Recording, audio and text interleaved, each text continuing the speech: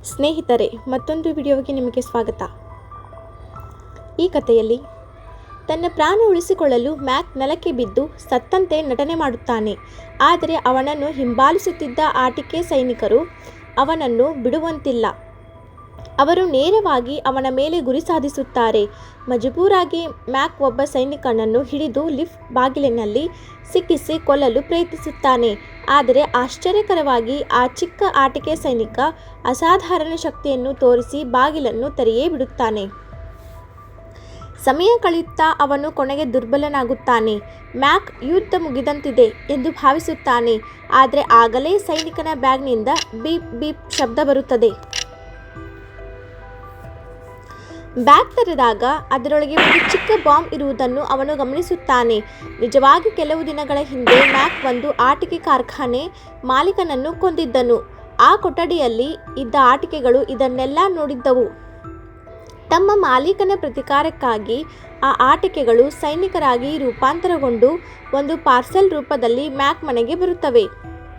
Killer ಆಗಿರುವ ಮ್ಯಾಕ್ ಜಾಗೃತೆಯಿಂದ parcel ತೆಗೆಯುತ್ತಾನೆ. ಒಳಗೆ ಹಲವಾರು ಆಟಿಕೆ ಸೈನಿಕರನ್ನು ಕಾಣುತ್ತಾನೆ.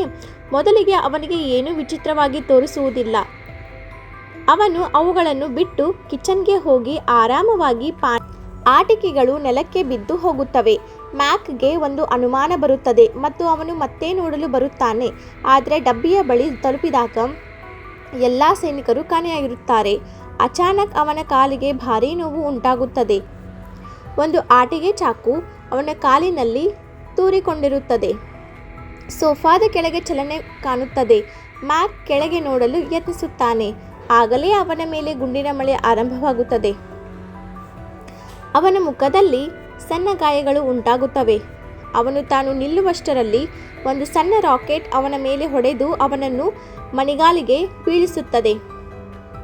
ಪ್ರಾಣ ಉಳಿಸಿಕೊಳ್ಳಲು ಅವನು ಬಾತ್ರೂಮ್ಗೆ ಓಡಿ ಅಡಗುತ್ತಾನೆ. ಹೊರಗೆ ಏನಾಗುತ್ತಿದೆ ಎಂದು ನೋಡಲು ಅವನು ಒಂದು ಸಣ್ಣ ಕನ್ನಡಿಯನ್ನು ಬಳಸುತ್ತಾನೆ. ಲಿವಿಂಗ್ ರೂಮ್ ಸಂಪೂರ್ಣ ಗುಂಡಿನ ದಾಳಿಯಿಂದ ಹಾಳಾಗಿರುತ್ತದೆ. ಕೋಪಗೊಂಡ ಮ್ಯಾಕ್ ಬೆಡ್ರೂಮ್ನಿಂದ ತನ್ನ ಪಿಸ್ತೂಲ್ ತೆಗೆದುಕೊಂಡು ಹೊರಗೆ ಬರುತ್ತಾನೆ. ಆದರೆ ತಕ್ಷಣವೇ ಇನ್ನೊಂದು ಮಿಸೈಲ್ ಅವನ ಬಳಿ ಹಾರುತ್ತದೆ. ಅವನು ಪ್ರತಿ ದಾಳಿ ಮಾಡುತ್ತಾ ಹಿಂತಿರುಗಿ ಮತ್ತೆ ಕಿಚನ್ನಲ್ಲಿ ಅಡಗುತ್ತಾನೆ. ನಂತರ ಸೋಫಾ ಕೆಳಗೆ ಅಂಧಾಧುಂದವಾಗಿ ಗುಂಡು ಹಾರಿಸುತ್ತಾನೆ. ಕೆಲವು ಸಮಯದ ನಂತರ ಯಾವುದೇ ಶಬ್ದ ಕೇಳಿಸದೆ ಇರುವುದರಿಂದ ಅವನು ಎಲ್ಲವೂ ಮುಗಿದಂತಿದೆ ಎಂದು ಭಾವಿಸುತ್ತಾನೆ. ಆದರೆ ಸೋಫಾ ಎತ್ತಿದಾಗ ಅವನ ಕಣ್ಣುಗಳು ಬೆರಗಾಗುತ್ತವೆ. ಅಲ್ಲಿ ನೂರಾರು ಆಟಿಕೆ ಸೈನಿಕರು ಇದ್ದಾರೆ. ಅವರು ನಿಜವಾದ ಸೇನೆಯಂತೆ ಸಂಘಟಿತರಾಗಿದ್ದಾರೆ. ಕೆಲವರು ಗಾಯಗೊಂಡವರನ್ನು ಚಿಕಿತ್ಸೆ ನೀಡುತ್ತಿದ್ದಾರೆ. ಇನ್ನು ಕೆಲವರು ವಾಹನಗಳಲ್ಲಿ ಹಿಂದೆ ಸರಿಸುತ್ತಿದ್ದಾರೆ. ಒಬ್ಬ ಧೈರ್ಯಶಾಲಿ ಸೈನಿಕ ದಾಳಿ ಮಾಡಲು ಬರುತ್ತಾನೆ. ಆದರೆ ಮ್ಯಾಕ್ ಅವನನ್ನು ನಾಶ ಮಾಡುತ್ತಾನೆ. ನಂತರ ಉಳಿದ ಸೈನಿಕರು ಒಟ್ಟಾಗಿ ದಾಳಿ ಮಾಡುತ್ತಾರೆ. ಮ್ಯಾಕ್ ಹಲವು ಸೈನಿಕರನ್ನು ಕೊಲ್ಲುತ್ತಾನೆ. ಆದರೆ ತಕ್ಷಣವೇ 3 ಆಟಿಕೆ ಹೆಲಿಕಾಪ್ಟರ್ಗಳು ಬಂದು ಮಿಸೈಲ್ ದಾಳಿ ಮಾಡುತ್ತವೆ. ಒಂದು ಹೆಲಿಕಾಪ್ಟರ್ನ ಪಂಖ ಅವನ ಮುಖಕ್ಕೆ ಗಾಯ ಮಾಡುತ್ತದೆ. ಪ್ರತಿ ಹೆಲಿಕಾಪ್ಟರ್ನಲ್ಲಿ 2 ಪೈಲಟ್ಗಳು ಮತ್ತು ಒಬ್ಬ ಗನ್ನರ್ ಇರುತ್ತಾರೆ. ಅವರು ಸೇರಿ ಭಾರೀ ದಾಳಿ ನಡೆಸುತ್ತಾರೆ. ಮ್ಯಾಕ್ ತನ್ನ ತಲೆ ಎತ್ತಲು ಸಾಧ್ಯವಾಗುವುದಿಲ್ಲ. ಅವನು ಮತ್ತೆ ಬಾತ್ರೂಮ್ಗೆ ಓಡಿ ಹೋಗುತ್ತಾನೆ. ಆದರೆ ಒಂದು ಸ್ಫೋಟದಿಂದ ಬಾಗಿಲು ಒಡೆದು ಹೋಗುತ್ತದೆ ಮತ್ತು ಒಂದು ಹೆಲಿಕಾಪ್ಟರ್ ಒಳಗೆ ಬರುತ್ತದೆ. ಮ್ಯಾಕ್ ತಕ್ಷಣ ಟವೆಲ್ ಬಳಸಿ ಅದನ್ನು ನೆಲಕ್ಕೆ ಬೀಳಿಸುತ್ತಾನೆ. ಇನ್ನೊಂದು ಹೆಲಿಕಾಪ್ಟರ್ ಅನ್ನು ಗುಂಡು ಹೊಡೆದು ಕೆಡವುತ್ತಾನೆ. ಹಿಂದೆ ನೋಡಿದಾಗ ಕೆಲವು ಸೈನಿಕರು ಇನ್ನೂ ಬದುಕಿರುವುದನ್ನು ಗಮನಿಸುತ್ತಾನೆ. ಅವರನ್ನು ಸಂಪೂರ್ಣವಾಗಿ ಕೊಲ್ಲಲು ಅವನು ಟಾಯ್ಲೆಟ್ನಲ್ಲಿ ಹಾಕಿ ಫ್ಲಶ್ ಮಾಡುತ್ತಾನೆ. ಇನ್ನೂ ಶಬ್ದ ಕೇಳಿಸುತ್ತಿರುವುದರಿಂದ ಹೇರ್ ಡ್ರೈಯರ್ ಹಾಕಿ ವಿದ್ಯುತ್ ಶಾಕ್ ಕೊಡಿಸುತ್ತಾನೆ. ಕೊನೆಗೆ ಶಾಂತಿ ಉಂಟಾಗುತ್ತದೆ. ಮ್ಯಾಕ್ ನಿಟ್ಟುಸಿರು ಬಿಡುತ್ತಾನೆ. ಆಗ ಬಾಗಿಲಿನ ಕೆಳಗಿನಿಂದ ಒಂದು ಚೀಟಿ ಬರುತ್ತದೆ. ಅದರಲ್ಲಿ ಮ್ಯಾಕ್ ಶರಣಾಗಬೇಕು ಎಂದು ಬರೆಯಲಾಗಿರುತ್ತದೆ. ಆದರೆ ಅವನು ನಿರಾಕರಿಸುತ್ತಾನೆ.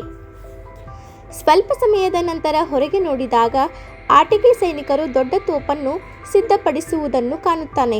ಅವನು ಕಿಟಕಿಯಿಂದ ಹೊರಗೆ ಬಂದು ಕಟ್ಟಡದ ಹೊರಭಾಗದಲ್ಲಿ ಹಾಯ್ದು ಸಾಗುತ್ತಾನೆ. ಕೆಳಗೆ ಆಳವಾದ ಕಂದಕ, ಒಂದು ತಪ್ಪು, ಮರಣ ಇದೆ. ಇದೇ ವೇಳೆ ಒಂದು ಆಟಿಕೆ ಹೆಲಿಕಾಪ್ಟರ್ ಅವನ ಕಡೆ ಬರುತ್ತದೆ ಮತ್ತು ಗುಂಡು ಹಾರಿಸುತ್ತದೆ. ಮ್ಯಾಕ್ ಅದನ್ನು ಕೆಡವುತ್ತಾನೆ ಮತ್ತು ಬೇಗನೆ ಬಾಲ್ಕನಿಗೆ ತಲುಪುತ್ತಾನೆ. ಅವನು ಅಗ್ನಿಶಾಮಕ ಯಂತ್ರ ಬಳಸಿ ಸೈನಿಕರ ಮೇಲೆ ದಾಳಿ ಮಾಡುತ್ತಾನೆ. ಅವರು ಗಾಬರಿಗೊಳ್ಳುತ್ತಾರೆ. ಆದರೆ ಒಂದು ಸಣ್ಣ ವಾಹನದಲ್ಲಿ ಇಬ್ಬರು ಸೈನಿಕರು ಅವನ ಮೇಲೆ ದಾಳಿ ಮಾಡುತ್ತಾರೆ. ಮ್ಯಾಕ್ ಗ್ಯಾಸ್ ಸಿಲಿಂಡರ್ ಬಳಸಿ ಅದನ್ನು ಸ್ಫೋಟಗೊಳಿಸುತ್ತಾನೆ. ನಂತರ ಬೆಂಕಿ ಮತ್ತು ಬೆಲ್ಲನನ್ನು ಬಳಸಿ ಉಳಿದವರನ್ನು ನಾಶ ಮಾಡುತ್ತಾನೆ. ಉಳಿದ ಭಾಗಗಳಲ್ಲಿ ಓವನ್ನಲ್ಲಿ ಹಾಕುತ್ತಾನೆ. ಮ್ಯಾಕ್ ಮನೆ ಬಿಟ್ಟು ಹೋಗಲು ನಿರ್ಧರಿಸುತ್ತಾನೆ. ಆದರೆ ಲಿಫ್ಟ್ನಲ್ಲಿ ಒಂದು ಸ್ಪೆಷಲ್ ಸೈನಿಕ ಕಾಯುತ್ತಿರುತ್ತಾನೆ. ಲಿಫ್ಟ್ ಒಳಗೆ ಕತ್ತಲು ಆಗುತ್ತದೆ ಮತ್ತು ಸೈನಿಕ ದಾಳಿ ಮಾಡುತ್ತಾನೆ. ಮ್ಯಾಕ್ ವೆಂಟಿಲೇಷನ್ ಮೂಲಕ ತಪ್ಪಿಸಿಕೊಳ್ಳಲು ಪ್ರಯತ್ನಿಸುತ್ತಾನೆ. ಕೊನೆಗೆ ಇನ್ನೊಂದು ಲಿಫ್ಟ್ಗೆ ಜಿಗಿದು ಒಳಗೆ ಹೋಗುತ್ತಾನೆ. ಆದರೆ ಈ ಸ್ಪೆಷಲ್ ಸೈನಿಕ ಕೂಡ ಒಳಗೆ ಬರುತ್ತಾನೆ ಮತ್ತು ಭಾರೀ ಹೋರಾಟ ನಡೆಯುತ್ತದೆ. ಮ್ಯಾಕ್ ಮತ್ತೆ ಸತ್ತಂತೆ ನಟನೆ ಮಾಡುತ್ತಾನೆ. ಸೈನಿಕ ಹತ್ತಿರ ಬಂದಾಗ ಅವನು ಅದನ್ನು ಹಿಡಿದು ಬಾಗಿಲಿನಲ್ಲಿ ಕುಚ್ಚಿಸುತ್ತಾನೆ. ಅವನು ಸತ್ತಂತಾಗುತ್ತದೆ. ಆದರೆ ಮತ್ತೆ ಅವನ ಬ್ಯಾಗಿನಿಂದ ಬೀಪ್ ಶಬ್ದ ಬರುತ್ತದೆ. ಬ್ಯಾಗ್ ಒಳಗೆ ಮೈಕ್ರೋ ಬಾಂಬ್ ಇರುತ್ತದೆ. ತಕ್ಷಣ ಭಾರೀ ಸ್ಫೋಟವಾಗುತ್ತದೆ. ಈ ಬಾರಿ ಮ್ಯಾಕ್ ಬದುಕಲು ಸಾಧ್ಯವಾಗುವುದಿಲ್ಲ. ಹೀಗೆ ವಿಚಿತ್ರ ಮತ್ತು ಭೀಕರ ಯುದ್ಧ ಇಲ್ಲಿ ಅಂತ್ಯವಾಗುತ್ತದೆ. ನೋಡಿದಿರಲ್ಲ ಸ್ನೇಹಿತರೆ, ಈ ವಿಡಿಯೋ ನಿಮಗೆ ಇಷ್ಟವಾಗಿದ್ದಲ್ಲಿ ಲೈಕ್ ಮಾಡಿ, ಶೇರ್ ಮಾಡಿ, ಹಾಗೆ ಇನ್ನೊಂದು ವಿಡಿಯೋಗೋಸ್ಕರ ನಮ್ಮ ಚಾನಲನ್ನು ಸಬ್ಸ್ಕ್ರೈಬ್ ಮಾಡಿ.